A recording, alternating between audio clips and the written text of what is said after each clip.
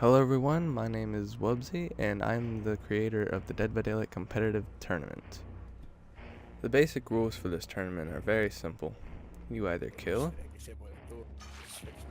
or you survive. But it goes a little deeper than that. Let me explain. What you're seeing now is our agenda for this video. I'm going to cover the schedule, role selection, rules for survivors and killers, and how to advance. So let's get started with the schedule. The typical schedule for normal tournaments will be around 5 to 5:30 p.m. Eastern Standard Time. There is no set time for when they will end, but 5 to 5:30 p.m. Eastern Standard Time is when they will start.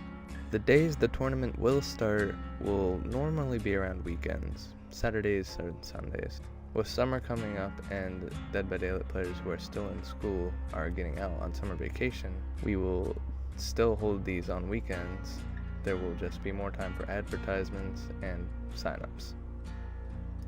So that's the first thing on our agenda down. Now let's go on to how we're going to select roles.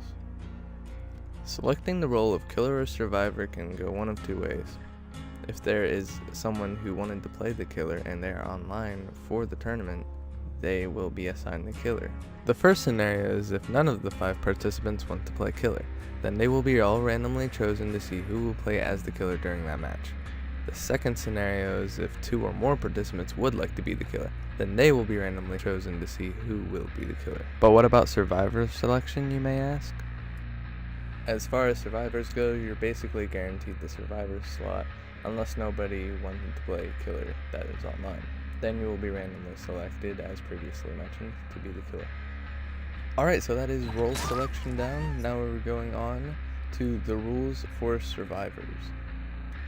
Survivor rules are fairly lenient. The only rules we have against survivors are no instant add-ons. These include the anti-hemorrhagic syringes, the septic agent, and the brand new part. Other than that, you're free to do whatever you need to survive. Let's just hop right into the killer rules, being as though they're very similar subjects. The only real rule for killers is that they may not mori, and they may not slug. Anything that will allow the killer to mori, this includes add-ons such as Judith's Tombstone, will be disabled. Slugging is when you hit a survivor into the dying state and then you let them bleed out. This is not allowed, being as though all kills are meant to be sacrifices. Any kill that is not by sacrifice will be deemed invalid for the killer, and the survivor will be able to move on and stay in their same position.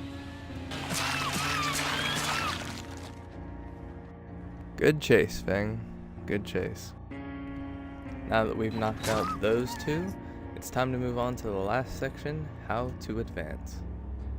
Advancing in the DBDCT is quite obviously different for killers and survivors, so I'll start with the killer first, to keep things simple. For the killer to advance, they must sacrifice 2 or more survivors. If they sacrifice 1 or less, they are no longer viable to move on. Fairly simple, but let's move on to survivor. The survivor takes a little more to move on. The survivor must escape and have enough blood points to pip. If the survivor has enough to pip but gets sacrificed, they are no longer viable to move on. However, if a survivor escapes without enough blood points to pip and or has just enough to black pip, they will be put into a lower priority match. Survivor rules are much more strict in order to promote an objective-based playstyle as opposed to running around and trolling the killer.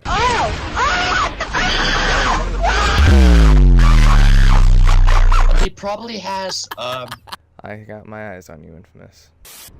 So that was the general rundown on the Dead by Daylight competitive tournament. I'm your caster Wubsy, and I hope you enjoy. For any questions, please contact our Discord or our email. Have a nice day.